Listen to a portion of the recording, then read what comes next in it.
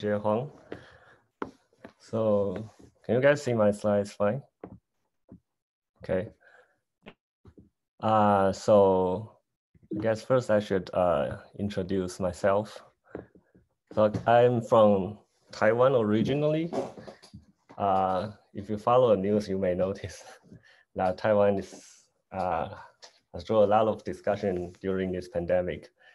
So it's a beautiful island. So if you have time, after this pandemic, it's great if you have time to visit there. And I did my undergrad and master degrees in Taiwan. And then I moved to University of Colorado Boulder, where I did my PhD. And my advisor is Mike Hermely.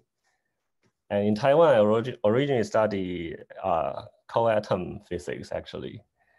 But then when I moved to Boulder, I decided I want to change. I want to do something different, and started to think more about these topological phases. And during my PhD, we have developed a framework to classify topological crystalline phases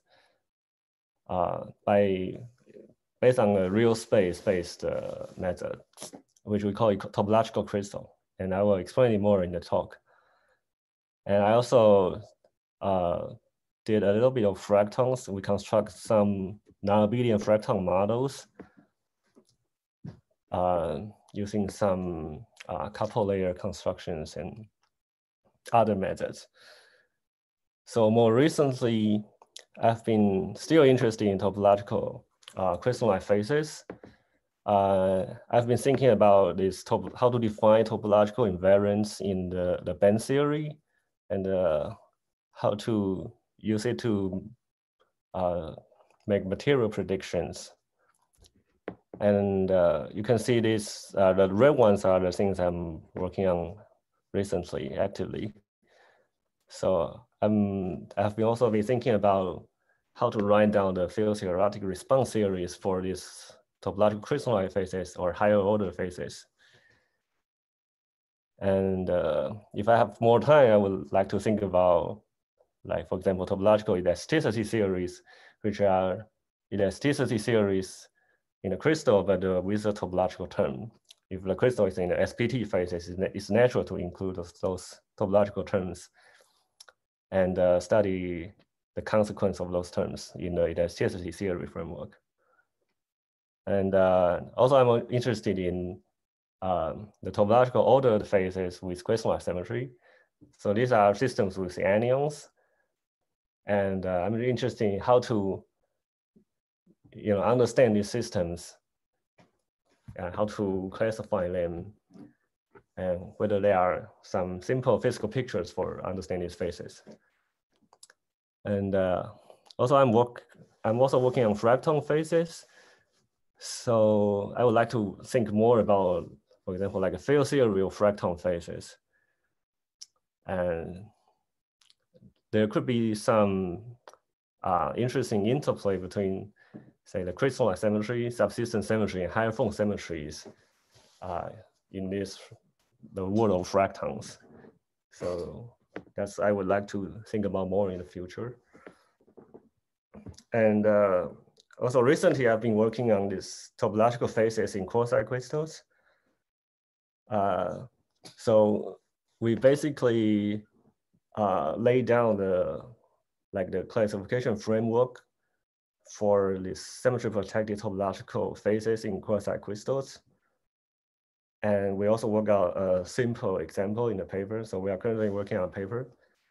So I hope I can tell you more about this exciting progress in the future.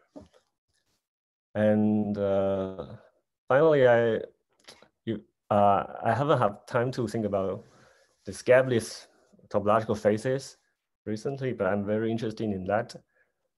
So there are some gabless topological phases. You cannot think of some decoupled sector between, say, a trivial gabless sector and a topological gap sectors.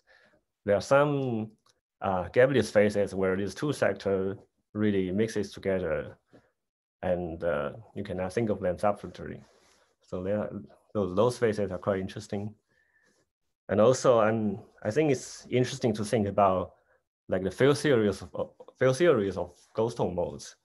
There's a long history, literature in the history on these directions, but I think it's interesting to go back and view it from this more modern perspective, like from the perspective of quantum anomaly and so on.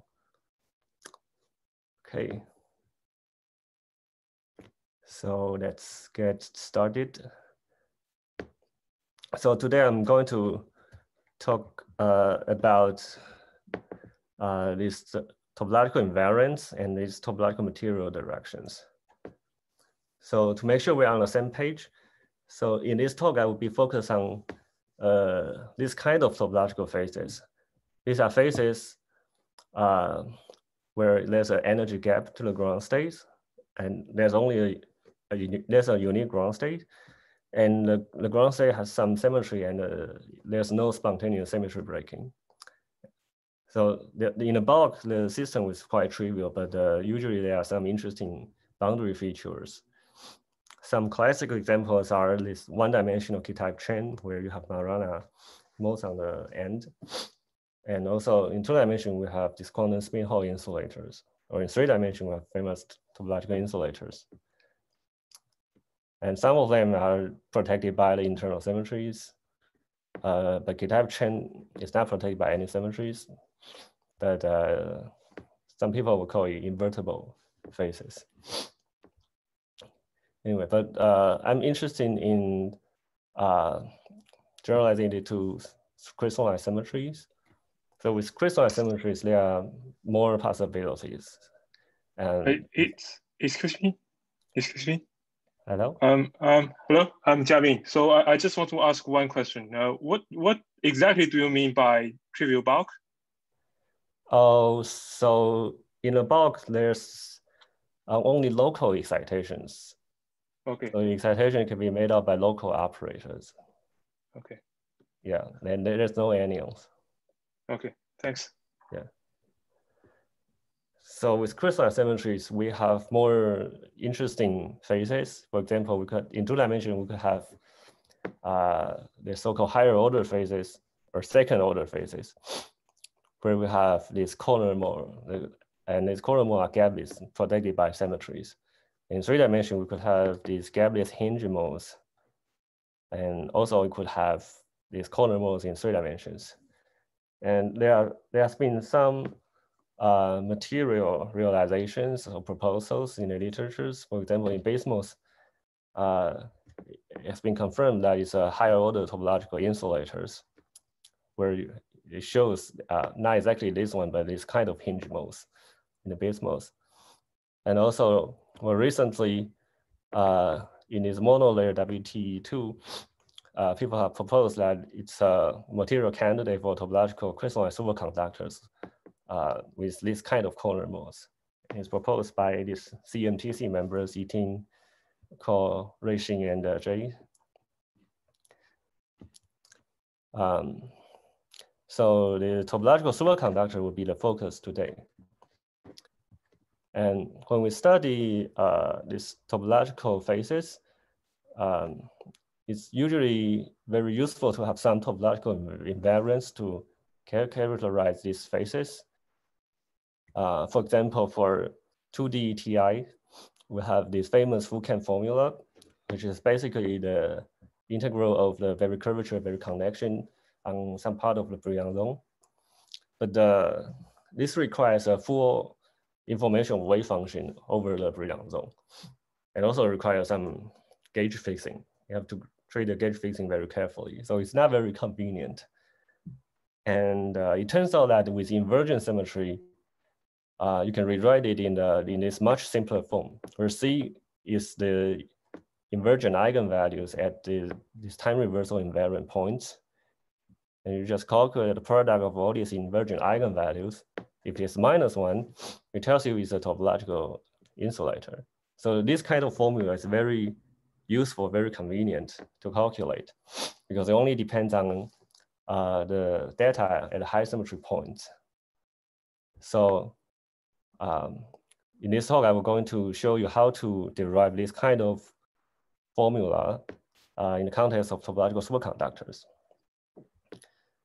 So before I get started, I should, in case I run out of time, so I should thank my collaborators, Sheng-Jie, and I should also thank Sheng-Jie.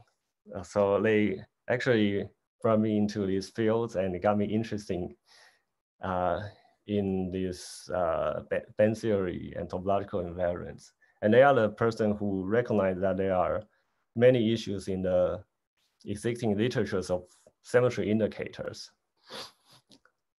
And that really made me think serious about how to resolve these issues, which I will present you today.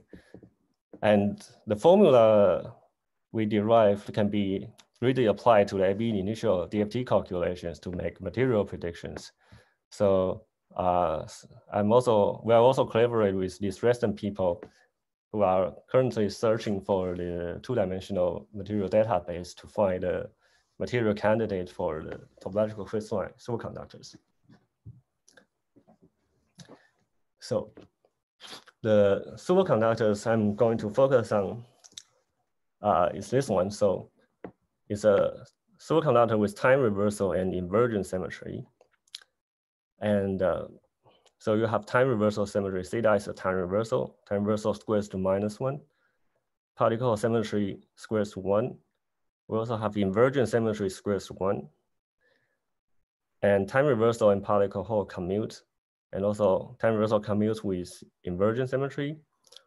And we will be focused on at parity pairing so that the particle Hall and inversion anti-commute.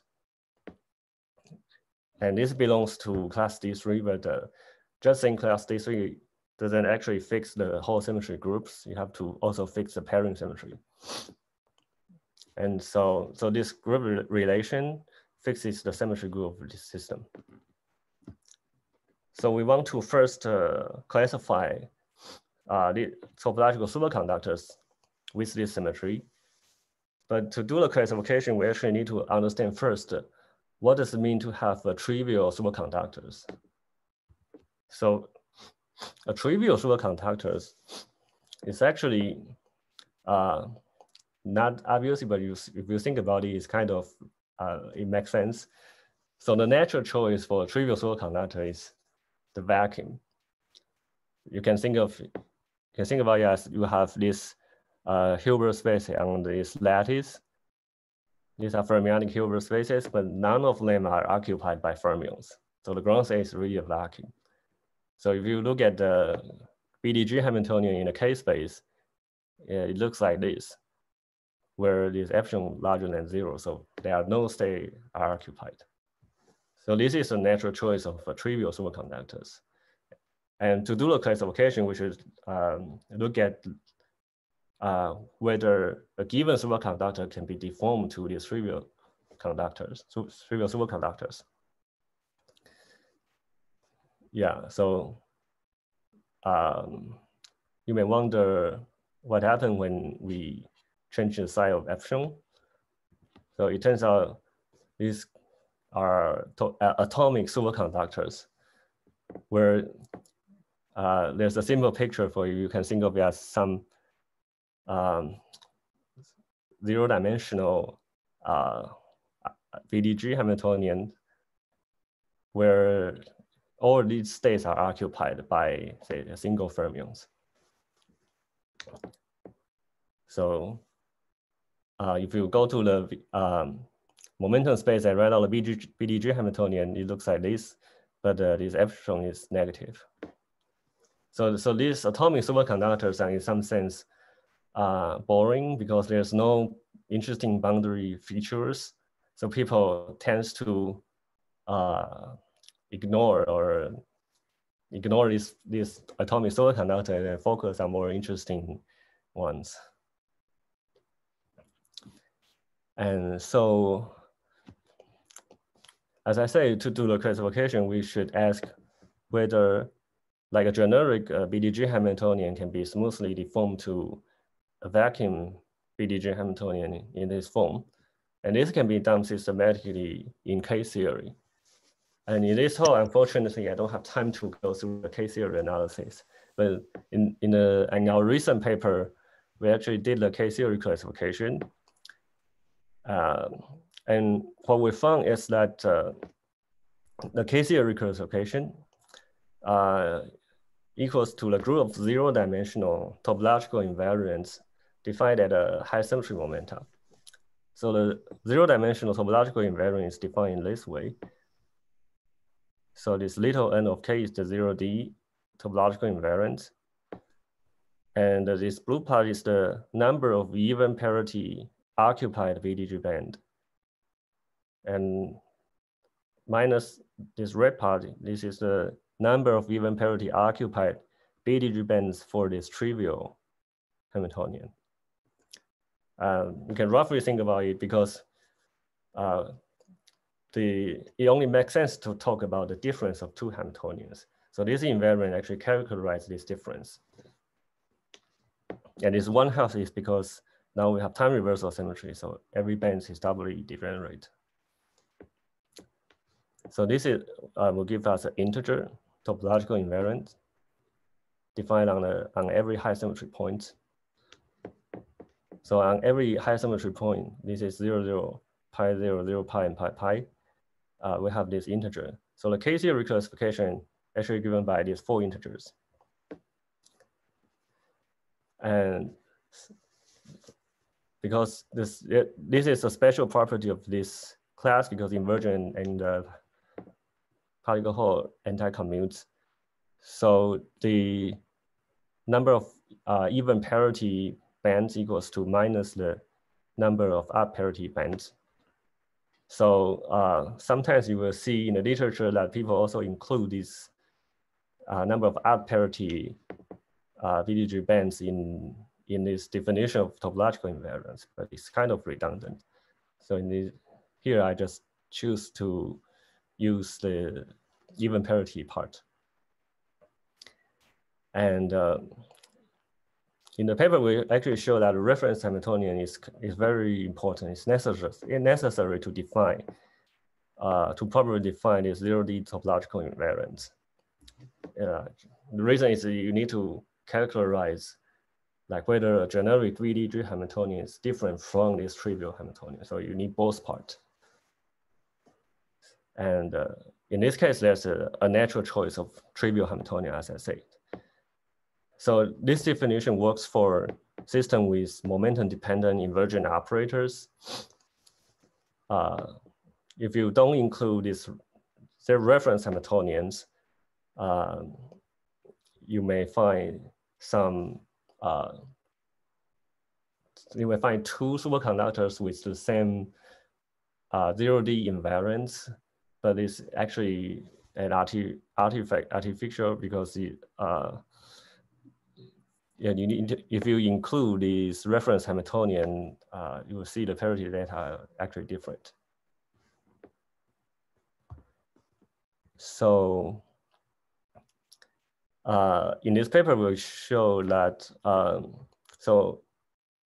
we can write this 0D invariant in terms of this in these vector forms. You can think of as some vector in this four-dimensional lattice. And we show that this pattern, every pattern can be realized by some gapped topological superconductors. This can be seen by this spectral sequence method in K-series. And so the symmetry indicator is defined as this quotient group because these atomic superconductors are in some sense pretty boring. So it makes sense to quotient it up. So we define the symmetry indicator to be the quotient group of this. Now I call this 0D, this collection of 0D invariant BS. So the indicator is defined as the quotient of this 0D invariance, quotient out by the 0D invariance generated by the atomic superconductors. And if you are in a common basis, you can also think of this AI as span some lattice. And it's the same lattice as BS, but it's in a with different lattice constant. Sorry, Sheng-Jie, probably you have like 1 or 2 minutes to wrap up. Okay. Sorry. I think Jay is asking some question, right? Yeah. Oh, yeah. I think I know what BS is, but I assume you mean something different. So what's actually BS stands for in this? Oh, sorry. BS just stands for this space. It's the space of 0D invariance. Like this 4 integer.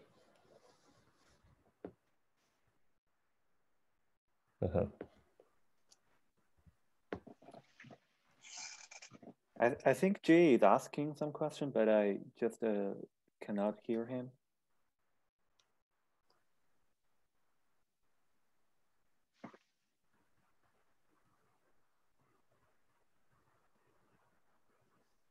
Is there any question?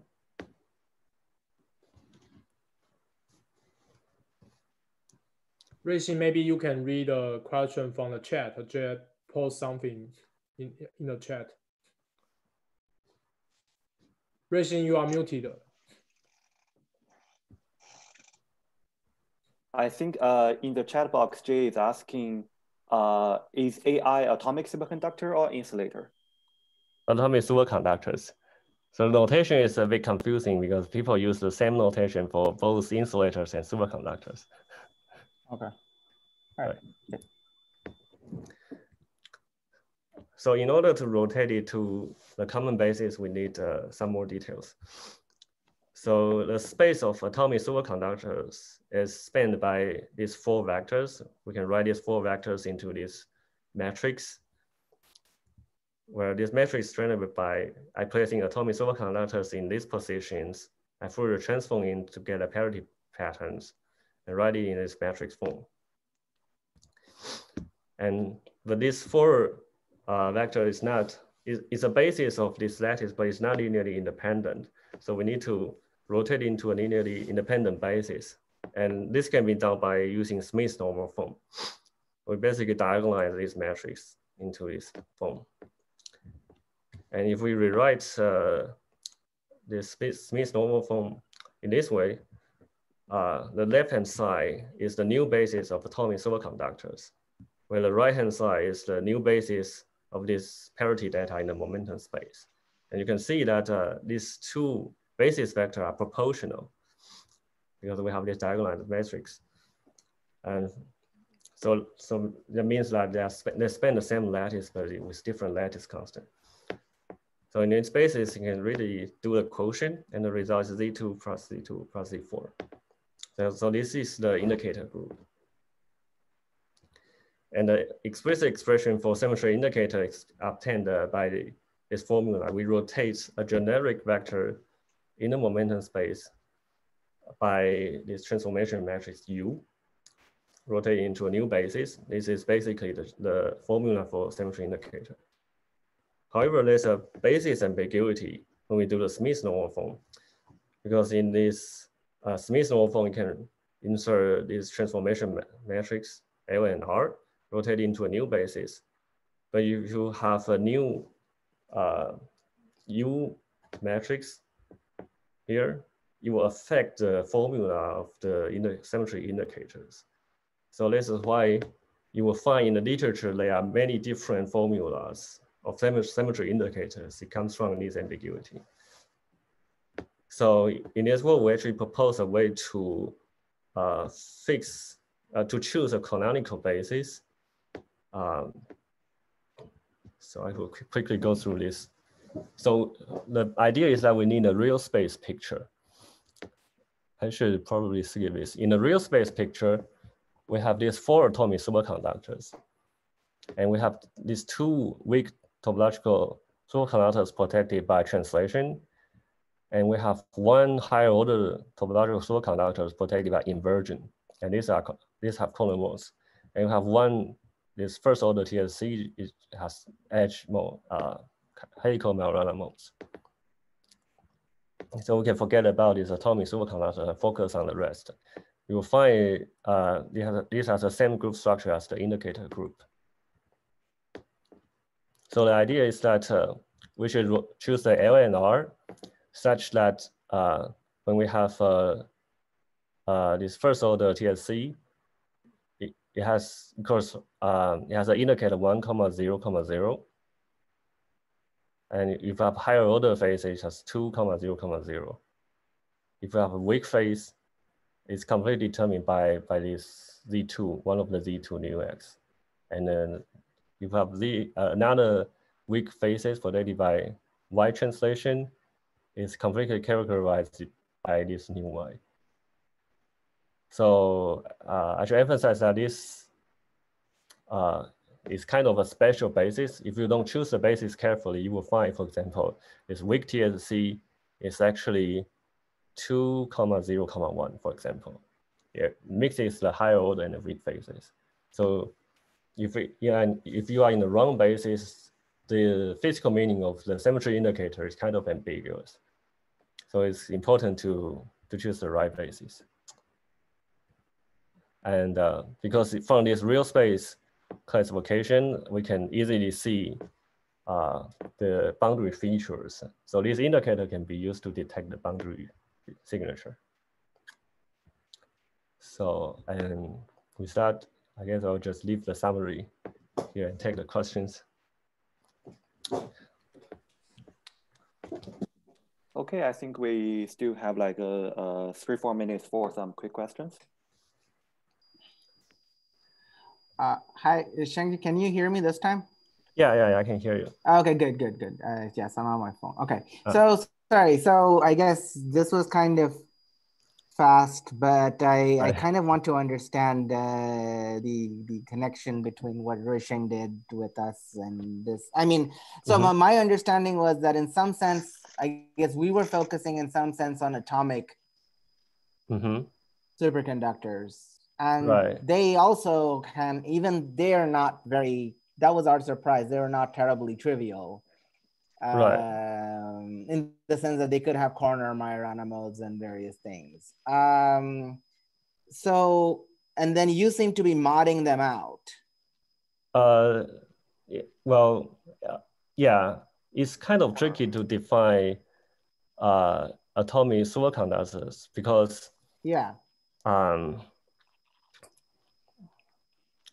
because my understanding is that some atomic superconductors in your paper can be think of as stacking of K-type chain. Yes. And but I will focus on the atomic superconductors where I can really think about as 0D BDG Hamiltonian placing on some place, some point in space. Maybe let me make a short comment. I guess we are using different languages. I think Sheng-Jie he's considering putting K-type chains in this unit cell or something. But in our proposal, we are putting Warner orbitals. So actually we Sheng-Jie and I have talked about this, and I think these two are equivalent in some sense. So so that's something that I wish to discuss with you, because like if Sheng-Jie already got this result, then and if we can establish a mapping between Warner orbitals and K-type chains, then we can just directly borrow their result, and we claim that we can derive, maybe not derive, but can lead to some understanding about symmetry indicator in this case. I see. Okay, that's excellent. So maybe my other, maybe it was more of a comment or something that I bothered Ruisheng about a lot when we were writing on a paper. This notion of an atomic superconductor at some fundamental level, and I think I sort of resolved this for me, so, but I just want to bring, this notion bothers me because when we think of, mostly we think of superconductors in a real material as a low energy property, which means that it's basically a Fermi surface property, a long wavelength property, where in some sense like when I talk about, let's say, our nanowire model, never talk about the atomic details don't matter. So it really, so in that sense, it really bothers me that the atomic superconductor, the atomic structure shows up. So is it really that the detailed, like I really have to think about where each bismuth, selenium, and tellurium atom is, or is it something more generic? Well, my perspective is that it belongs to what usually called a trivial Hamiltonian. If you start from some trivial superconductors, And then atomic superconductor is just some special limit of it. So, but what my question is it clear that if I'm faced with a real material, some tungsten, tellurium, bismuth, or something that JP comes up with, what this atomic? I mean, I understand I can compute the band structure and compute the band in the ends, and then you have a recipe. But then what do I with H0? Yeah, as H0, you can always choose it to be the vacuum Hamiltonian. You have the same Hilbert space on the defined on the space, but none of them is occupied. So, but the thing is, I might not even know all the orbitals in the atoms. That's the problem, right? Yeah, in practice there may be some subtleties, but I'm thinking it's about not a more tight like binding some models. Yeah. Okay. I see. So you're saying first make a tight binding model of whatever you have. Yeah. And then I need to assume that the orbitals are, what about the orbitals of the tight, but they have to be on the site, or can they be like in the middle of like at a it could be point? Yeah, it could be anywhere, but could be on the side, could be on the Floquet, could be on the link. Okay, you have but like right. Do I care about Wyckoff positions and stuff like that, or no? No. Okay. I don't care. I see. And so and then I just assume that they're all empty and then compute. Yeah. Okay. Yeah. Yeah. Thanks. Yeah. Yeah. And it's a canonical choice for trivial topological superconductor. And actually, right. Yeah, I also want to ask one quick question. Here's Jiabing. And I see all the 4 integers can take negative numbers, right? And you claim that all integer values are physical. You can set up a superconductor and realize it. But in normal like band insulator, we can only realize those integers with non-negative integer values. And here the difference is because of you subtract the reference Hamiltonian or something like that? Yeah, exactly. And also there's a special property. If you have, say, at parity states and it counts as a negative integer in this system. Okay. Yeah. Okay. And if two and if two superconductors with the same indicator, so the same for integer values, and their symmetry data are deferred by a reference Hamiltonian, right? Say again, you say 2 superconductors with the same parity data? Same values for the 4 integers, and their symmetry data deferred by a trivial Hamiltonian. The symmetry data differ by atomic superconductors. Atomic superconductors. No, I'm not talking about the symmetry indicator. I'm talking about the band structure. Oh, I see. Right. The symmetry content. Right. Yeah. Okay, I see. Thanks. Right.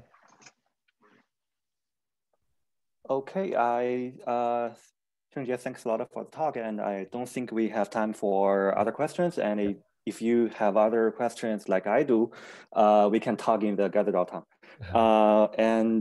So maybe you can stop sharing.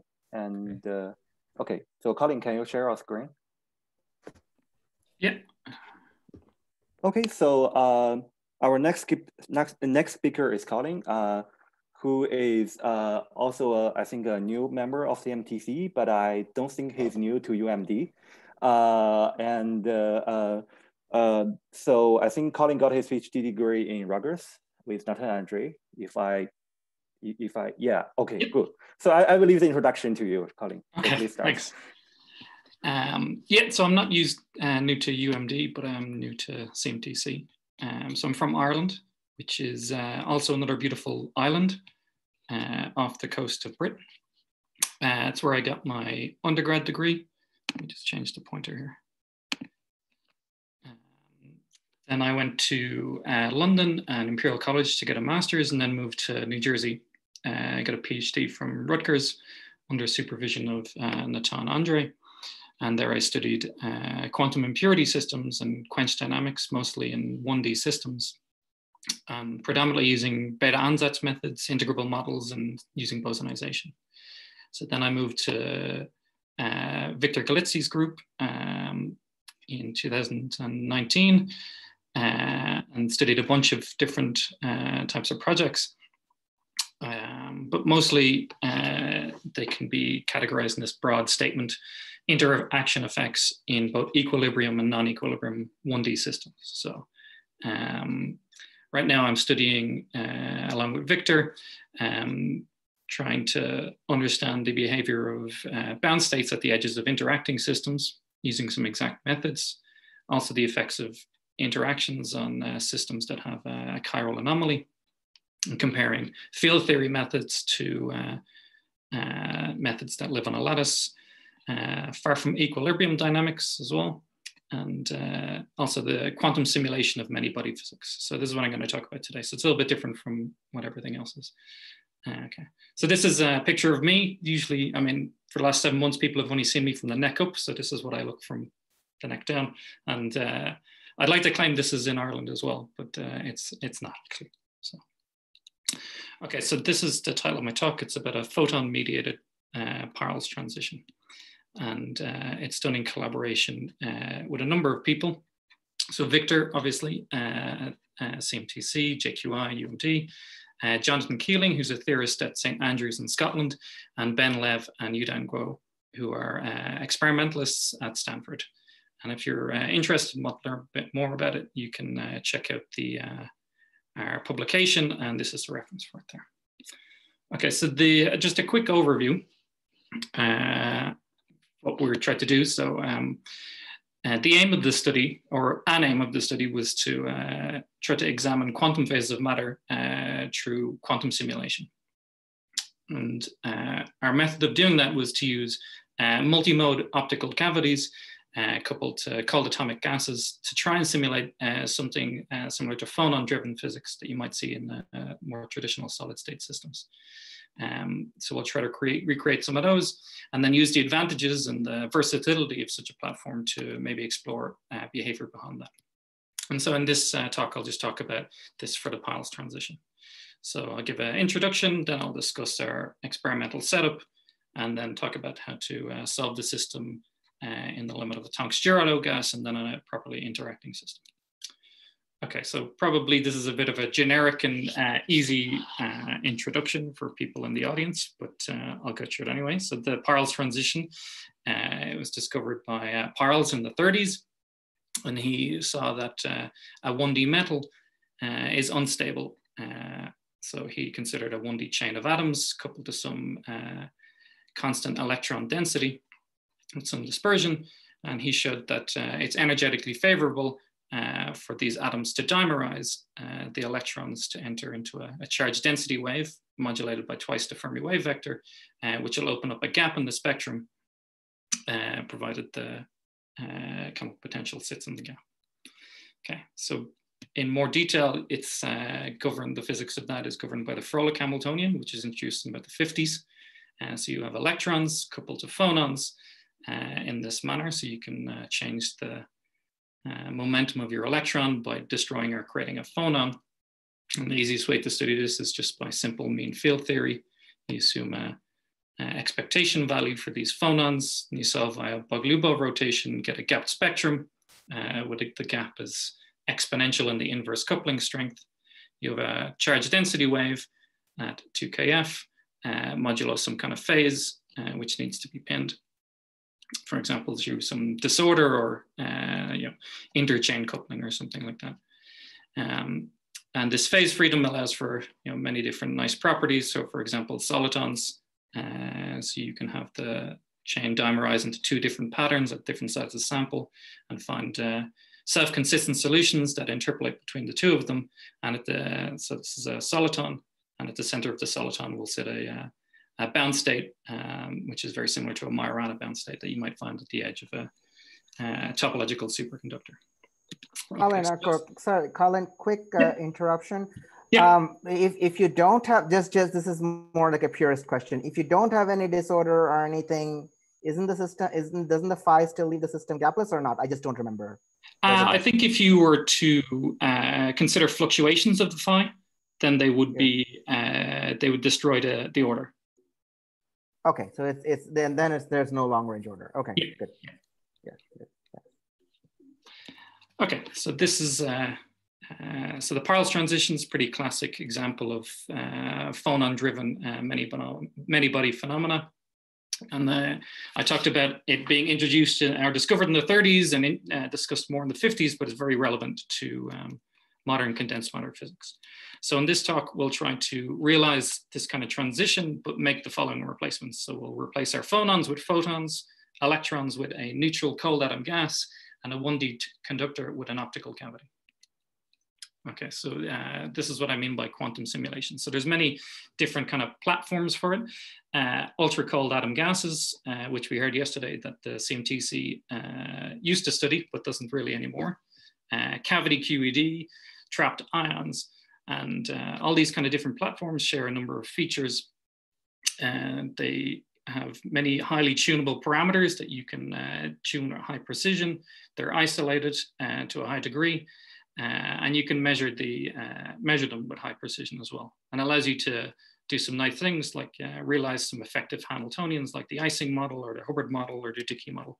And then perhaps explore new physics beyond the original incarnations of these models. So, a classic example of this is from the early 2000s, where superfluid Mott transition was simulated. So you have a cold atomic gas loaded into an optical lattice, and you change the lattice depth, and you're able to generate a transition from a superfluid phase to a Mott phase. So that's one example of where this quantum simulation can simulate some kind of lattice type physics. But in this example, and in most other examples, this lattice is kind of externally imposed and rigid. So it's not dynamical in the sense which can't fluctuate. And so there is no kind of analog of phonons in the system.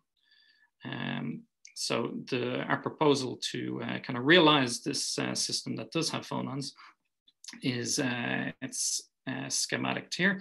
So we take some bosonic or fermionic atoms and we'll load them into a multi-mode optical cavity. So that's depicted here. These are the cavity mirrors. Inside this optical cavity, we'll apply a square periodic optical lattice.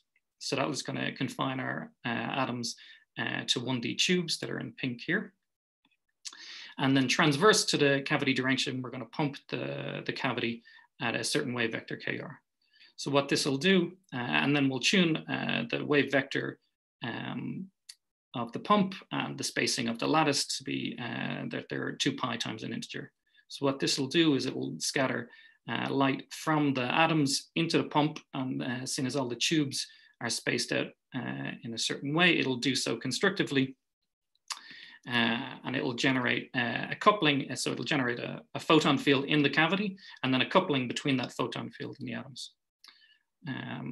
So if you're familiar with it, this is it's kind of different from what's called spontaneous organization, where you wouldn't have this square periodic lattice. But our system is going to be described by this kind of Hamiltonian that's in 3 different parts. So atom cavity and the atom cavity coupling. So I'll just give a little bit more detail on that. So the atoms will consider that there are NZ 1D tubes along this X direction. And they're just going to be described by this Lieb-Liniger Hamiltonian, which is bosonic atoms with quadratic dispersion that interact via density-density interaction. So this is a nice Hamiltonian to work with. It's integrable, and at low energy is described by Lunger liquid theory. So there's lots of stuff you can do analytically. And experimentally, you can tune this interaction parameter via various means to be infinite. So this ratio of different constants, rho is the average density. You can tune it to be infinite, and in that case, you realize something called a Tonks-Girardeau gas, and the atoms behave like fermions. Okay, so the second part is the cavity. So the cavity supports multiple different modes. So in the types of setups we're considering, that they can support up to 10 to the 4 modes. And the photon field inside the cavity splits into two different parts. So there's a part due to the pump, which just sets up a standing wave in the y direction. And then the cavity, which is a sum over all these different types of modes that have a different transverse wave function and a different longitudinal wave function. And these, so these transverse wave functions are just Gaussian Hermite functions. Omega is the pump frequency, the Rabi frequency of the pump, and G0 is the matter-like coupling, so the coupling between the cavity mode and the atoms that's been generated. Okay. And the Hamiltonian of the cavity is just a simple sum over harmonic oscillators at all different frequencies. And you can tune the cavity so you can move these mirrors in and out so that the focal length of the mirrors lies exactly at the center of the cavity. And if you do that, then all these modes become degenerate. So you get, so things simplify nicely there. Okay, the last part is the atom cavity coupling. And that's simply through this, the AC Stark effect. So you have a coupling between the square of the photon field and the atomic density. And we just expand that to linear, to leading order in the matter-like coupling, and then throw away the parts that don't matter. So it's something that just depends purely on the pump. And what you get is a coupling between the density of the atoms in each tube and also the photon field, which has been convolved with the transverse wave function of the atoms. So it looks something similar to what I told you about the Froelich Hamiltonian. Okay. And so just one other thing as well, this, I guess I can go back. So this longitudinal part of the photon field, it can be tuned to, so there are many different modes and they have an index that's related to the transverse part and an index related to the longitudinal part.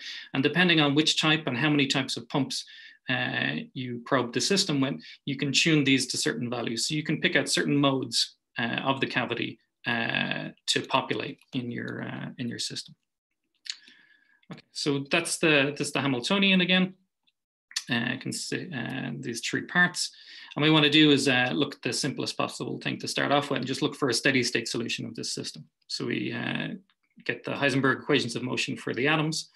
And then you find that a steady state solution is given by something like this. So the expectation value of the cavity field has to be equal to the convolution of the photon Green's function, which is given here, and convolved with the atomic density. So it's pretty complicated looking expression, and you probably wouldn't have too much hope of solving it exactly unless you take some certain limits. So you can take this confocal limit, in which case all the atoms become degenerate. And also you choose your longitudinal wave functions in a certain way, and then things that collapse down nicely, and the photon Green's function collapse down to just this delta function. And to do this, you need to have two different types of pumps that you pump the system with, and also restrict your atoms to sit in the upper half plane. Okay, so then we'll just assume that there's a mean field description for the photons, in which case we can write our steady state condition like that. So the photon field is just proportional to the density of the atoms in the tube. And this eta is this dimensionless coupling constant, which is this big mess of fundamental constants here. Okay, so now we have what we want to look at. We can just look at it in a simple kind of limit. So first we'll take the Tonks-Girardeau limit. And again, this corresponds to tuning the interactions to be infinite. So in this case, you can examine the system. So there's an exact solution of the steady state equations known for the quadratic dispersion in terms of elliptic functions, but it's just easier to fermionize the system and then examine it around the Fermi surface. So we'll rewrite our bosonic operator in terms of these two fermionic operators, and then we can express our Hamiltonian in terms of this fermionic system. So there's a left-moving fermion, a right-moving fermion, and they couple to delta, which is just a rescaled photon field in this manner. So right and left movers coupled to the photon field. Okay, so this is Hamiltonian. Looks pretty familiar maybe to some of you. It's exactly the same as what you would get in a continuum SSH model. So with this, you can find the steady state solution. So from that, you get that the photon field exhibits this some background constant, and exhibits this 2 pi rho 0 oscillation. And if you solve for this self-consistently, then you get that the delta, this amplitude of the photon field, is exponential in the inverse coupling strength. So it's pretty much the same physics going on there as our Peierls system. Also, the atoms, seen as it's the density is proportional to the photon field, we can tell that they're in a charge density wave and that the system is gapped. So what's nice about this setup is that you can measure this effect pretty easily. All you have to do is just look at the light that comes out of the cavity. So you can, so this is a simulation of what the cavity, the light in the cavity looks like. And because of the geometry of the cavity, you actually get a mirror image. So you get two copies of your system. And once it's emitted from the cavity, you'll see on your detector something that looks like this. You'll see both copies, and also you'll read off it gives you also the Fourier transform of the system as well. So you can tell the modulation, this cosine modulation. So this is what it looks like if there were no Peierls transition. And this is what it looks like if there was a Peierls transition that occurred. Okay, so you can use that to read off the photon field, but also you can do some other nice things with this setup, in that you can perform some Bragg spectroscopy on the system. So you can add in another pump and you can tune it to a certain wave vector and a certain frequency, and that way you can examine the excitations of the system. So in particular, you could confirm that the system is gapped and that the gap is proportional to the amplitude of this cosine modulation.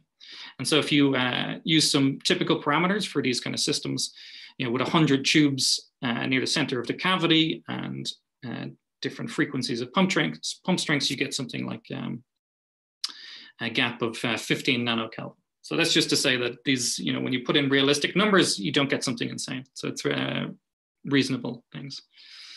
Okay. So then there's a possibility using this method then to possibly create, particle hole set excitations, which then may decay into soliton anti-soliton pairs.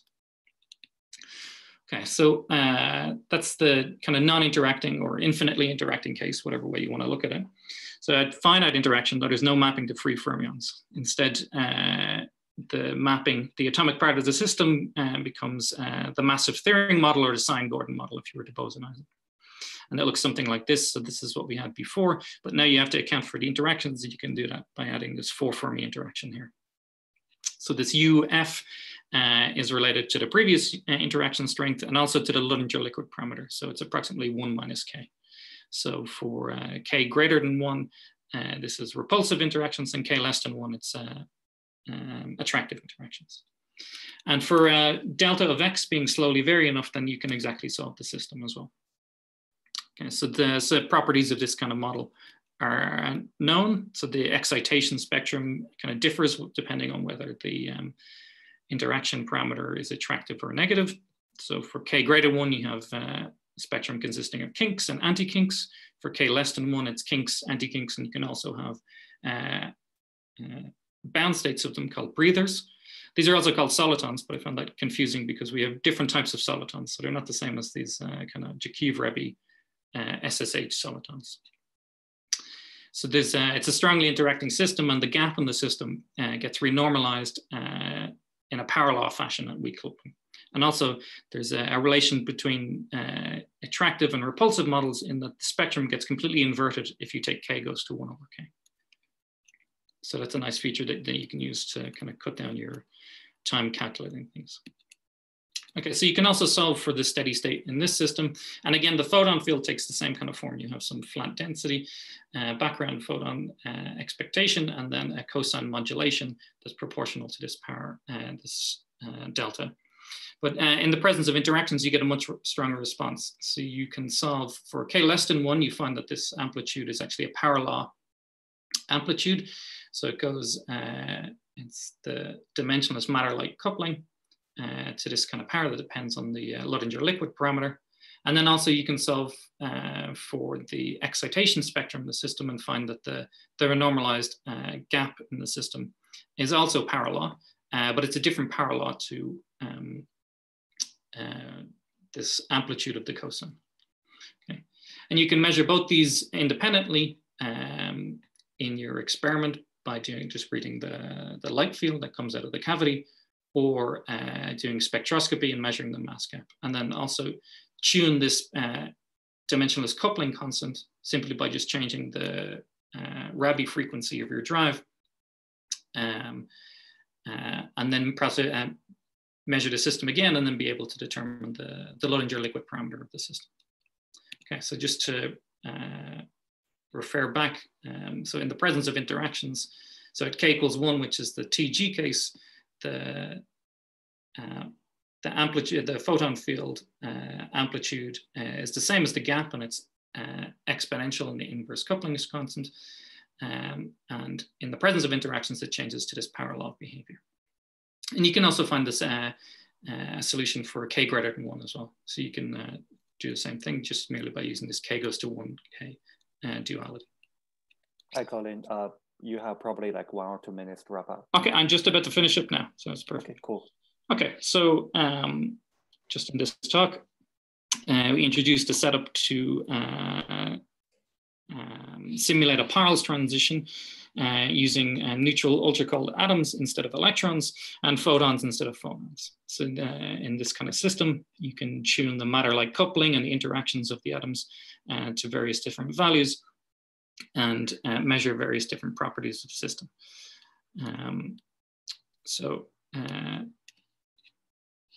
In the future, so probably by now, if things had gone a certain way, this experiment would have been carried out already.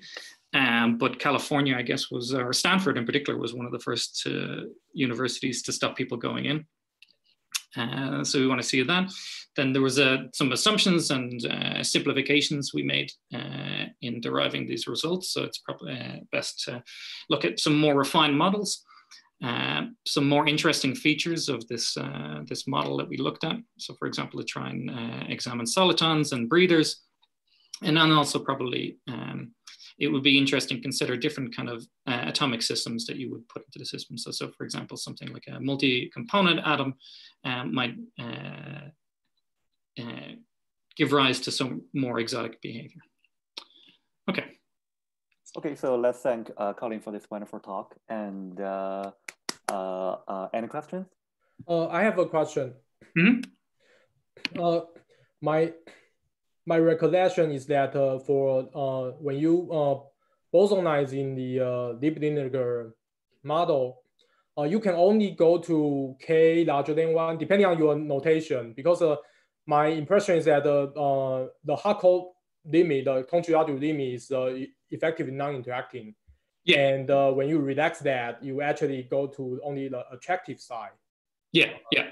So then, yeah, I presented it, starting off with this kind of Lieb-Liniger Hamiltonian, just because in their experimental setup, they it's ready to go for rubidium atoms, essentially. But if I had instead started off with some fermionic interacting system, then bosonize that, you'll get at the same, arrive at the same kind of low energy Hamiltonian. And that way you can explore both sides of the k greater than 1, k less than 1. Okay, yeah, fair. And so something they have at their disposal, they have, they're able to look at dysprosium atoms, which have they have a short range interaction part and a long range interaction part. So I think the hope there is to be able to, in a single system, sweep through some Fetch-Brock resonances and change your applied field. And then in that single atomic case, actually tune from k greater than 1 to k less than 1 as well. But the dysprosium is sound like I know the magnetic dipole is so strong, so you can also yeah, it's a contact on top of contact interaction. You have this dipole-dipole interaction. But yeah. My impression about this long-range interaction is that it will give you the momentum dependence in your Luttinger parameter and also in the velocity. But when you take the limit, where usually we take maybe the momentum transfer to 0, I think maybe they are thinking of controlling that part, because that part is controlling the low energy physics. Yeah, yeah. Okay, just make sure. Thank you. Yeah, yeah. Okay, I have like a couple of questions. Yeah. The first question is like, because you mentioned that in the first part of the model, I think you mentioned that it is like in the linearized limit, it is similar to a SSH model. Mm-hmm. Yeah. And in that case, because we know that the soliton in real space, I mean, for the SSH model, have like it's going to have a half charge. Yeah. So in this case, I know that we are replacing the electrons with atoms. So how can I interpret this meaning of the half charge in this case? Yeah, I'm not sure. So in this example, because of the geometry of the cavity, you can't create just a single soliton. Mm-hmm, so you can create, you can only create soliton anti-soliton pairs. So you will have this kind of like dip. Yeah. So I'm not sure what it would mean or how to interpret it. So I would imagine that the spread of this potential bound state that sits there would be overlapping, and your charge would still be integer. You wouldn't be half integer. But maybe the wave function of that would be just spread over this kind of bound state. I'm not actually sure if the question is related to this or not, but there was a question in my mind. So, of course, if you have a SSH soliton, there is a bound state, zero energy bound state on it, which is a fermionic state in the fermionic model. But in principle, you can start with a bosonic model, like Lieb-Liniger, and you still would have something like zero modes on SSH type solitons. So even in Tonks-Girardeau regime, right? So you can fermionize. Mm-hmm. You can ask the question, what does it actually mean? I'm not sure. There is some, we were actually thinking about it as a project, but it turned out that there are already some papers on that, but I didn't quite, I actually don't know what the bottom line is. So basically, if you start with bosonic constituent particles and then the right language is fermionic, what would this Majorana or just other types of zero modes imply? So yeah, I don't know if that's what you were asking actually, but I think in principle, that's an interesting question. Yeah. And my second question is like in the second part, you mentioned another soliton. And if I'm just want to confirm that if that's actually the instaton between the different ground states. Yeah, so it's a soliton of, so if you were to bosonize it, it's a soliton of the field that sits in the cosine term. I see. And in the last part, I mentioned that if you, it would be interesting to ask if we have like a multiple component, the atom with a multiple component degree of freedom. Yeah. In that case, can I view this degree of freedom like a spin and create like maybe Hofstadter spin chain in that case? Yeah. So I mean, yeah. If I have I don't know about Haldane spin chain, but if you have a multi-component atomic system, then the description and whether it's spin or just some pseudo spin would be the same, and your low energy Hamiltonian would look pretty similar. But the ability to realize something different from this would. So if I take a system with spin, and then I bosonize my system, but maybe the field only couples to the charge part of the system.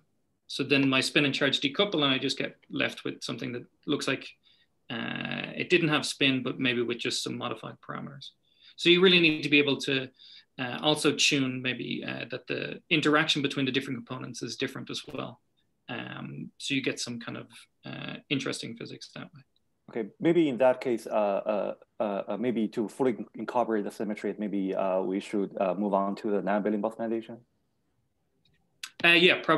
Probably it could be. I mean, abelian bosonization works well enough for spin and charge. I don't think it's too. If we want to start talking about many component atoms, then it's probably just that might be beyond the realms of what they're able to prepare experimentally and actually do. But it would be an interesting question to see what you can come up with. I see. Thank you. Any other questions? Okay, so if we don't have any other question, let's thanks Colin again. And we will move on to the third talk, which is given by one of our hosts, Yang-Zhi.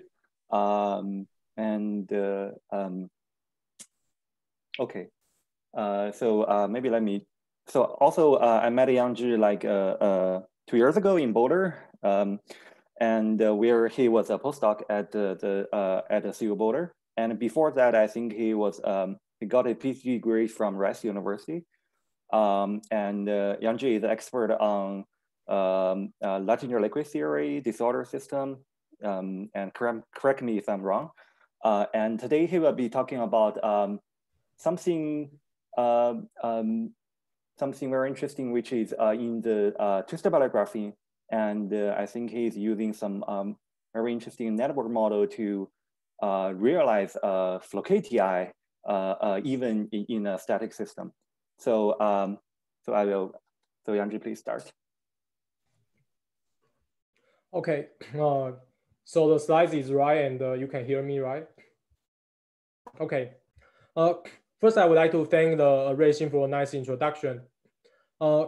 Today, I'm going to talk about some work I did with Photon and Sheng-Jie on the minimally twisted bilayer graphene. But let me start to say something about my research interest. Condensed matter physics is a diversified field.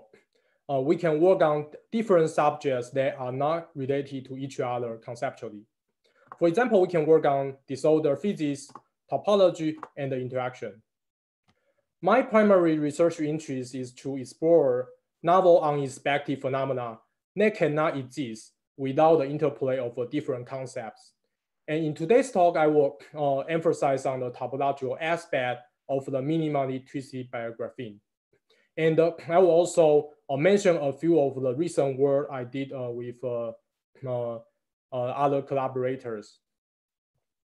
The first subject I want to discuss is a so-called magic angle semi-metal, motivated by the magic angle twisted bilayer graphene. We study semi-metal perturbed by quasi-periodic potentials, and we found that intermediate quasi-periodic potential strengths can realize zero derived velocity and generate almost flat miniband. And at the same time, the eigenstate wave function in the momentum space demonstrate interesting delocalization transition. This finding suggests that we can create flat band beyond twisting, like in twisted bilayer graphene. Another subject I have been actively working on is regarding the 2D TI edge state. For example, I work on the Colin drag, and this is kind of an interesting example that I predicted a negative drag due to the interplay of topology, disorder, and the interaction. Another direction is we work on the momentum resolved tunneling spectroscopy. This is like the RPAS, but for the transport experiment. It measures the spectral function of the one-dimensional edge state. And we do this including various actual complications in the experiment, like a disorder, interaction, temperature, and the velocity difference between two edges. And finally, another subject I have been actively thinking about is the boundary of a disorder interacting topological insulator. And I emphasize on the possibility that cannot exist without both the interplay of disorder interaction.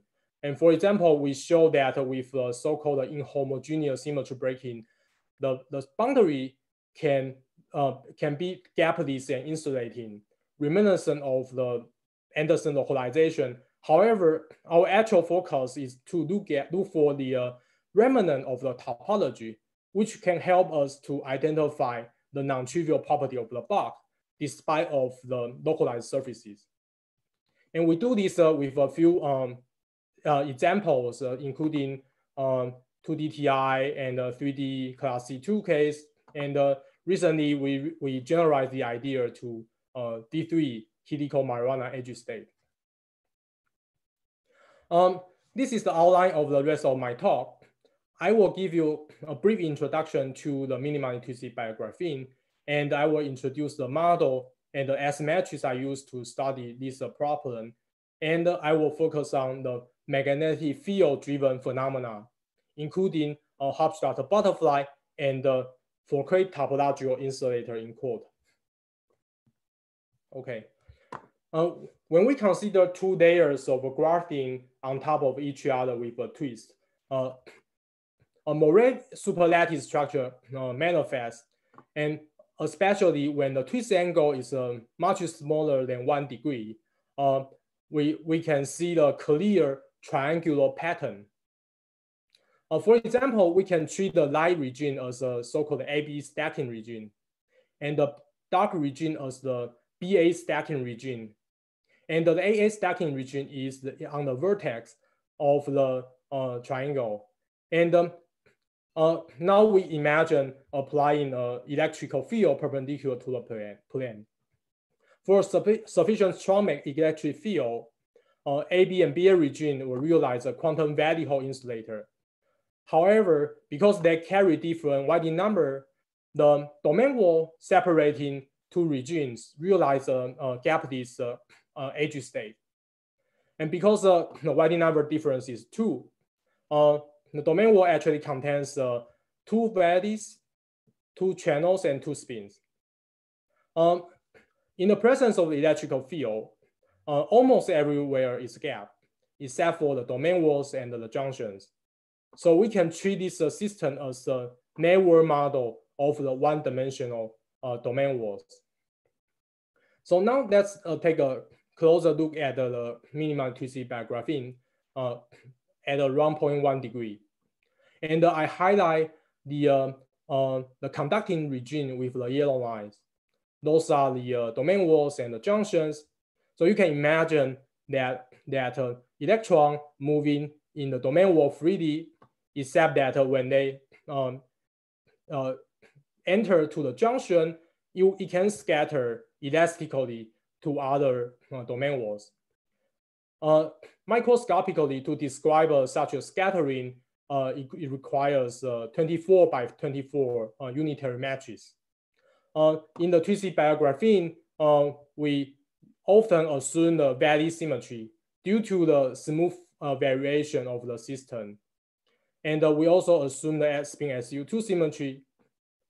Furthermore, I mentioned that because the Whiting number between the AB and BA region is differed by 2, there are 2 channels per spin and per valley.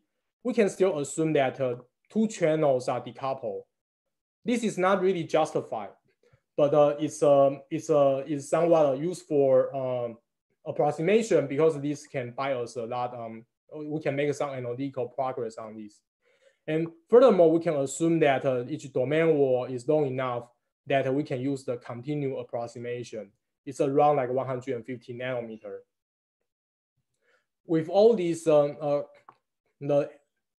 24 by 24 scattering matches can be reduced to a 3 by 3 scattering matches. And in this time, we actually separate the valley. So the scattering process looks like a chiral network because we only consider one chiral mover for each domain wall. And in this limit, we can approximate the low energy band structure of the minimally twisted by graphene by a single channel chiral network model. The most important ingredient for the network model is the S-matrix. In this work, I will assume C3 rotational symmetry entirely. That means a 3-4 rotational symmetry about the AA region, the junction. The S-matrix can be defined by this equation. Outgoing electron is the S-matrix times the incoming electron. And the S-matrix take this form. Alpha, zeta, c are related to the scattering probability. And those phase factors are guaranteeing the unitary condition of the S-matrix. And in a special limit where C2T is preserved, we can reduce this expression to a simplified expression in that, only one parameter is required, that is PAA.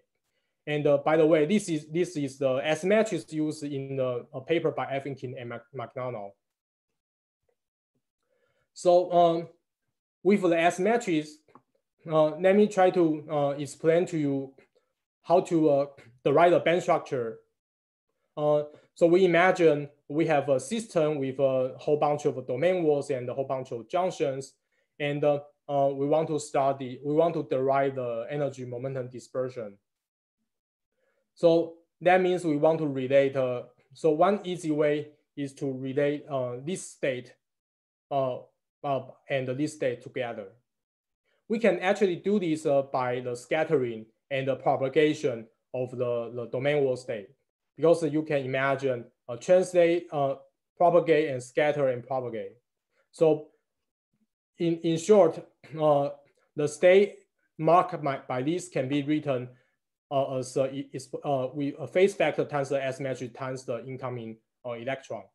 And we can also achieve this by considering the translational operation. In translation, we consider block wave vector Q and construct a translational matrix. And we can equal these two together, and also remember that each domain wall is a very whole edge state. So the energy momentum dispersion in a domain wall is in a linear relation. And we can derive this eigenvalue equation. And the energy appears in the phase. Therefore, the immediate consequence is that we found periodicity in energy. Here, I plot the band structure of the network model due to different configurations of the S matrix. And as I mentioned, it shows the Floquet-like dispersion. That is because two approximations we are making in the calculation. First, we assume a Dirac dispersion in the domain wall. And in addition, we assume that the S matrix is energy independent. These two are sort of approximation, is not like constrained by symmetry. For simplicity, I first show you the band structure with both C3 rotation and the C2T symmetry. And you can see that with a C2T symmetry, there are Dirac points and a Van Hoff singularity. And a lot of detailed features depend a lot on the parameter of PAA. One interesting question is that what is the physics driven by the magnetic field? And I want to mention that minimally twisted graphene is an ideal platform to study the phase driven by the magnetic field, because one unit flux in a triangle area only requires a 0.5 Tesla. This is Yang-Zhi, sorry, I have a question. This is Hossein. So Yang-Zhi, so in your previous slide that you mentioned that getting this Floquet energy spectrum, it requires having a Dirac dispersion. So if you had some other kind of dispersion, I assume that because you could still write, momentum in terms of energy, you would still have, energy, you could still put energy in the exponent of your, these exponentials, yeah. So for example, if you replace the dispersion like E equals to K squared, then you are going to put like a square root of E. Yes. And then it's actually like what we learned from the Ashko-Van-Mermin textbook, like how you solve the band structure. It's similar to that in some sense. Here I will say the Floquet condition is in some sense is like fine-tuning limit, but since in my view, minimally twisted graphene is a topological material because it's made of those edge state, those integer quantum hole, quantum valley hole edge states. Of course, there might be some correction, but we can imagine that for a range of the energy, the linear dispersion should be valid. And our entire theory is based on that. Yeah, I understand that. I was just wondering that, for example, if this was a square root of E instead of E itself, so this kind of equation, you would still have something like that. And this periodicity in energy, because your energies are still in the exponent. I mean, the periodicity condition would be different, but it will not be periodic. It will not be periodic because, for example, to make this differ by 2 pi, the condition will be different. They are related to each other. So it's fair to say that maybe we just solve one period, then we can infer the entire spectrum. And I think in that case, for K-square dispersion, the dispersion is bounded from below.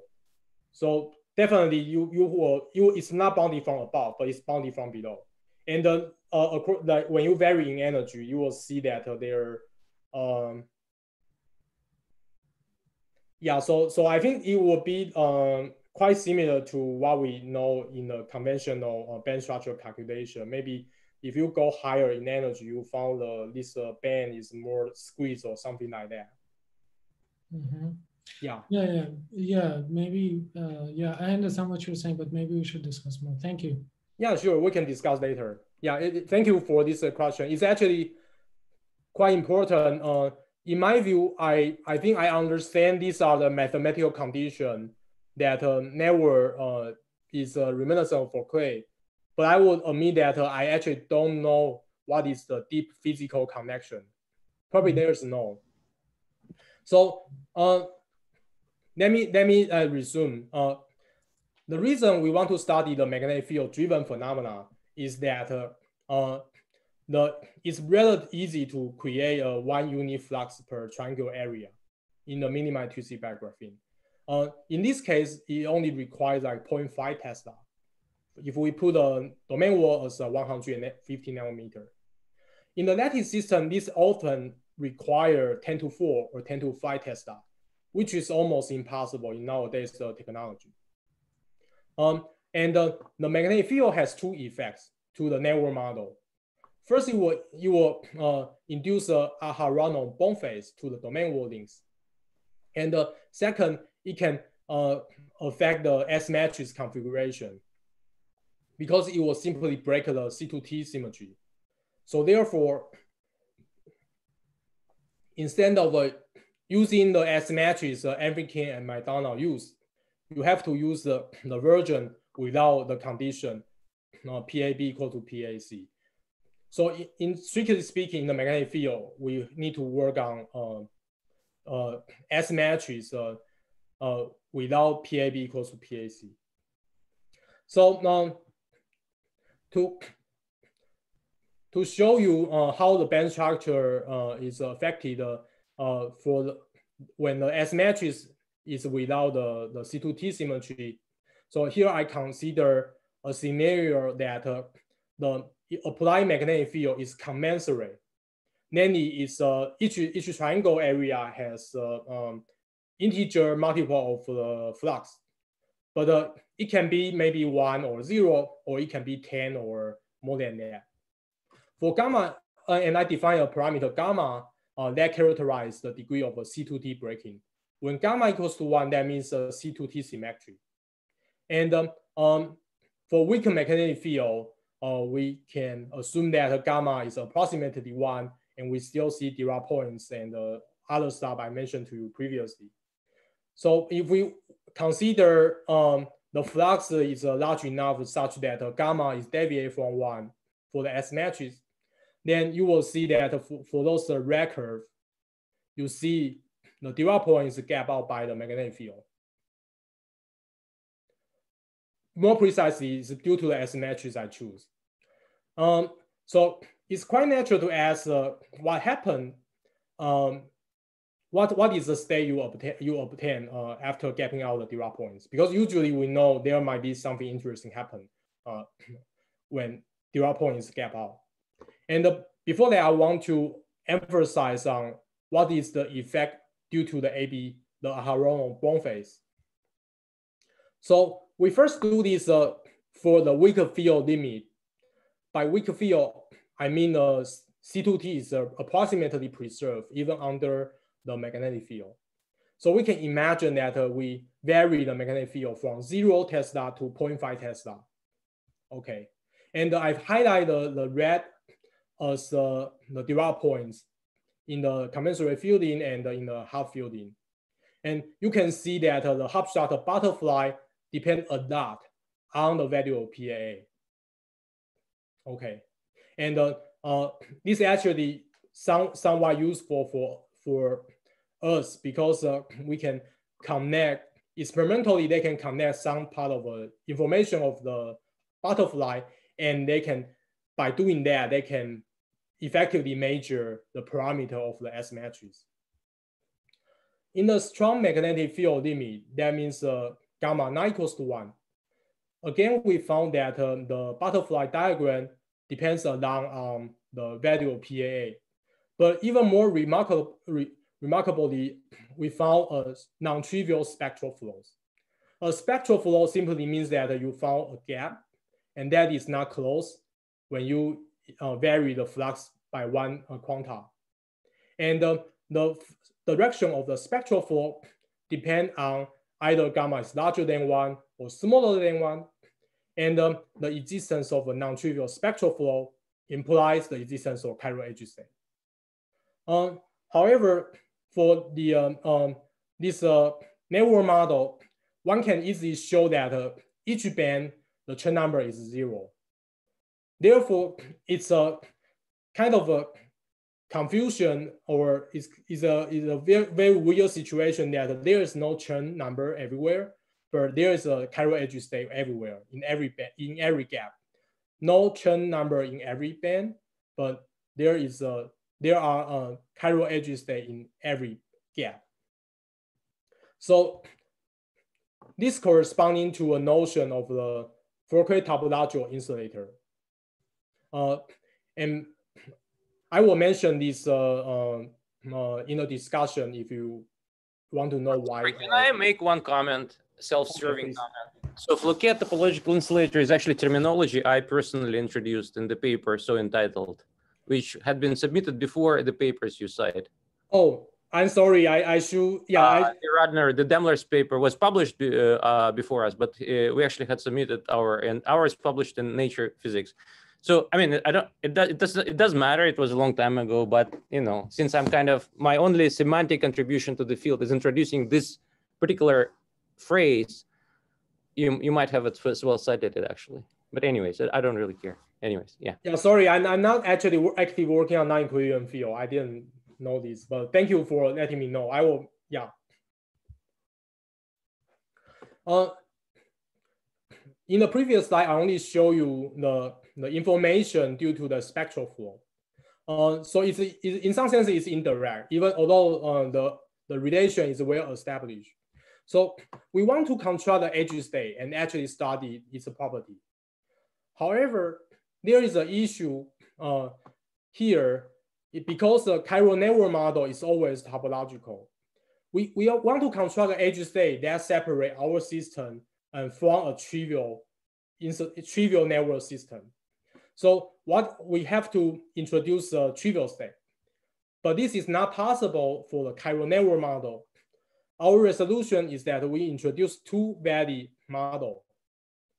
It's a decouple in the box, and on the boundary,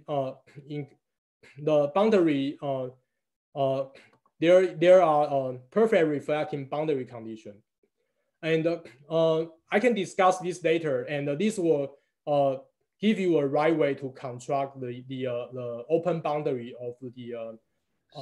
May I ask you also a question about this Floquet business? So I mean, the point kind of Floquet is that your energy lives on a circle now. I don't know if it rings a bell. Oh, so, you mean the period? Yes. So where is this property here actually? Let me go back. So there is a Floquet theorem which was proven in 1893. So it's actually just a statement about differential equation with periodic coefficients. So Bloch theorem is a special case of Floquet theorem. Yes. And Floquet, at least, I'm not sure if that's what you mean, but maybe that's you mean something different. So, but at least when people usually refer to Floquet topological insulators, for better or worse, that what they normally mean is that there is a time periodicity which gives rise to a Bloch band, if you want, in energy space. So your energy is on a ring, yeah. So what makes it Floquet? What does it refer to actually? What does it mean Floquet? You said it's Floquet topological insulator. What does it mean? Okay, so it's a topological phase in the network model, and the network model it's a structure is reminiscent of the Floquet system. Then it's a energy is a periodic in energy, the spectrum, and that's what I mean. And energy, the spectrum. I don't know what that means. Okay. Yeah. So basically, I previously I mentioned when we solve the band structure of the network model, we can relate the two equations together. One is the scatter and the translation and the propagate. Another is by translation, and we equal these two equations together. And here, because when we propagate, there is a phase accumulation, and because in this system, the energy momentum relation in the domain world is in the linear relation. Therefore, at the end of the day, this is the eigenvalue problem we solve. The energy is should comment on it because Yang-Zhi is giving a very long answer to the question. Victor, this, I mean, I didn't like the Floquet terminology here, but people call it Floquet. There is no time here. It's not being driven by any time-dependent field. So this is not that 1895 Floquet that we all know of. This is a ground state problem. Okay, it's just that there is a periodicity energy here because of magnetic flux. Okay, so because it's periodic and energy is called Floquet. So Floquet should be here with an inverted quote. It's not time-dependent Floquet. This is what you're asking, right, Victor? Yeah, I'm just trying to understand what it refers to. So Floquet, it's Floquet in the sense that there is a time dependence, periodic energy dependence, which arises not from time here, not from time drive, here from magnetic flux. And I think this particular way of talking about Floquet, I think may have been in Rodner's paper. I gave Yang-Zhi and Fengcheng a lot of trouble about this Floquet thing. I said that it'll confuse people enormously, and obviously it is confusing. But Yang-Zhi, you can now answer, you can expand on my answer. Okay. Yeah, thanks, Shankar. So yeah, Shankar is right. It's basically, again, this is a ground state problem, time-independent problem. And the reason I call Floquet is because of the energy is the spectrum is periodic in energy. And this is due to the approximation we make. It's not generic, it's some special property. But I would like to mention that we are not the first to use this name for the network model. By these two papers, Liang and Chou and Peierls and Chou, they actually first, they studied some photonic system. And they study in some sense, and they somehow they map to a network model, and they put the Floquet topological insulator there. And I think I actually borrowed this name from Girardeau. Porter and Girardeau and Charker, they have this recent work trying to understand the relation between Charker-Huntington network model versus Floquet topology versus the integral quantum Hall plateau transition. But yeah, they mean something different. I actually know this, but anyway, it doesn't matter. Okay, fine. Yeah. Mm-hmm. Yeah. Okay. I hope this is clear. Sorry about the confusion. I think Yang-Zhi, you have like 1 or 2 minutes to wrap up. Yeah. Okay. That's pretty much doable. So again, here I'm just explaining you need to do something non-trivial to create an edge and actually study the edge state problem. And we can do this numerically, and we found that indeed there is a chiral edge state in every gap. And we can numerically confirm that in each band, Chou number is 0. And even better, we can actually draw this without doing any numerical calculation in the special limit I call PSE equals to 1. That corresponding to electron comes into the junction and turn to the left and make a circle. And this is due to the interplay of the junction in the boundary and the junction in the ball. So this is roughly so let me conclude my talk, but I will mention some possible future direction, and I hope to encourage some discussion. So to generalize from our work, one can look for more microscopic derivation of the S matrix. And as I mentioned, the one channel model is only an approximation. In reality, one has to study two channel model. And also, it's also because the domain world is a one-dimensional system, and we know interaction is not negligible in 1D. So it might be interesting to also think about the interacting network model. So there are a few of the possible direction that I'm actively thinking about. The first question is that, can we generalize this topological state to the fractionalized analog? The answer is yes, but I cannot show its stability. I can basically find a Hamiltonian construction for the single particle problem S matrix, and then I can do this construction, but replace the hopping of a single electron by hopping of the Laughlin quasi-particle, and then in a particular limit, I can generate what I call the fractionalized version of the network topological phases. However, I can also check the stability of such an interacting S matrix. I found it's not stable against symmetry allowed perturbation. But this does not mean that it's impossible to realize such a phase. It just means that we need a more powerful framework. Another interesting direction is that, as I mentioned, we can study two-channel model. And why it is interesting, why this is beyond the current work, is that in two-channel model, it's possible to realize both a Chern insulator phase and or you can realize what I call the Floquet topological insulator phase. So it might be interesting to study in a systematic way and to see if this can enrich the possible phase diagram in the actual minimally twisted graphene. And also, I think the disorder is also one interesting direction. As we know, the twist angle disorder is important in this material. And at least for the network model construction, it looks like disorder will not kill the periodicity in energy. And I will stop here, and thank you for your attention. Okay, thank you, Yang-Zhi, for this interesting talk. And I think we have probably time for one or two short questions.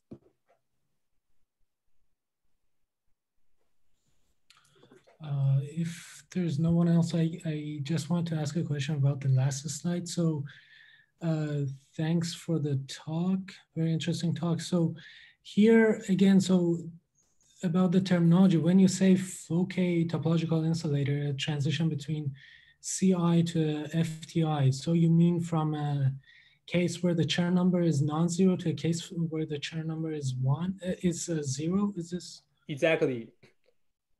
Yes, that's what I mean. But, okay. And actually in network model, this is also possible for the so-called Kagome network model.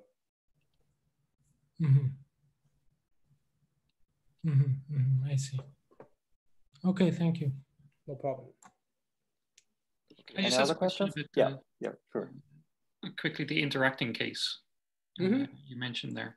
So I guess, so if you have this kind of three channels, I guess you would say, like two coming in and you kind of this star shape. But if there's only one in and out, the addition of interactions, you'll just flow to an impurity that'll cut the chain in half or just completely dissolve, right? Sorry, can you repeat the question? I didn't get it. So in the presence of interactions, this kind of channel in the network, the link, the hopping between the different channels, it'll either be strongly relevant or strongly irrelevant, right? So there are two places to think about the interaction. This paper I refer by Masaki Yoshikawa and Chou, they focus on the interaction at the junction. Okay. So it's like a Y junction or multi-junction problem. But you can also study the interaction within the domain wall. And these are two different places where one can think about the interaction. And did they lead to the same kind of similar kind of results? Of course not. For one, if 1D pies can be gap out by some instability, then it will be different from the. Oh, sure, yeah, but like if that preserves the gapless nature. So if I just add like so in some kind of impurity models, whether you add, you know, a Luttinger liquid type interaction or interaction at the impurity, the effect is pretty much the same. It just kind of shifts the phase diagram around. So here we in terms of interaction, we can imagine that I assume domain wall is like thermodynamic knowledge, and I can focus on the problem there. And in the twisted pair graphene, we probably want to assume no disorder as a starter, because it's a relatively clean system. It's not like an actual, like conventional 1D box system.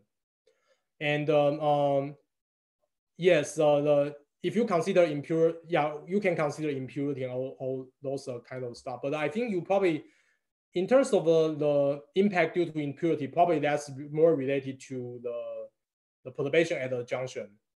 For example, Masaki and Chou, they studied this problem systematically for different type of network model. And in this one, I only mentioned in preparation, we focus on the domain wall rather than at the junction. Yeah, it's something that's still ongoing, so I rather save it for the future. Okay. Yeah, thank you. Okay, so let's thank all the speakers for today's presentations, and but it's not the end of today's session. I think we still have the session of the discussion section, which we will move on to the gather.town. On that, because of what I observed yesterday. When you went to the chat room, I went to the second chat room because because Danny said we should not all press on one, and then there are a few people there. Then I started talking. Then after a few minutes, I went to the other chat room, and the other chat room was empty. Okay, so everybody kind of migrated. So why don't you do it this way? I think that it's better to start the discussion in the Zoom room.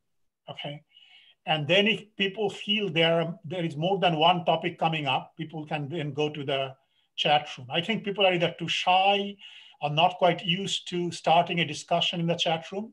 See, yesterday I had a very specific question because of the talk by Yuan, how that connects with your work, okay? And that discussion went on for a long time. So I would suggest that it may be better to start the discussion in the Zoom room, then go to the chat room. Once people know, okay, you see what I'm saying? Yeah, yes. Because of what happened yesterday. One chat room was completely empty. So, and if you're just going to stay in one room, then Zoom is a better software than the other one. Okay. So I should comment that there were multiple discussions going on at the same time in the one room yesterday. Yes.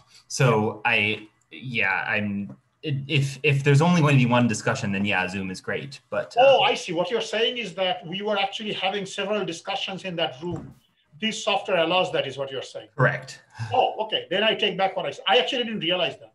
So this software, even within the same chat room, correct, you can have separate parallel discussions. Correct. You're only talking with people whose avatars are close to you. Oh, okay. I did see that, but I did not realize that. All right. I take back everything I said. Then that means one chat room can serve as multiple chat rooms. Exactly. Okay. Exactly. Okay. Then I take back everything I said. Then definitely we should go to chat rooms. Okay. This is very good. Danny, what you just said. Yeah, sorry I didn't clarify that yesterday. No. Now everything makes sense. Now it doesn't matter if people are in one chat room or the other chat room. Exactly. One chat room could be completely empty for all we care. So it doesn't matter. Very good. Yeah.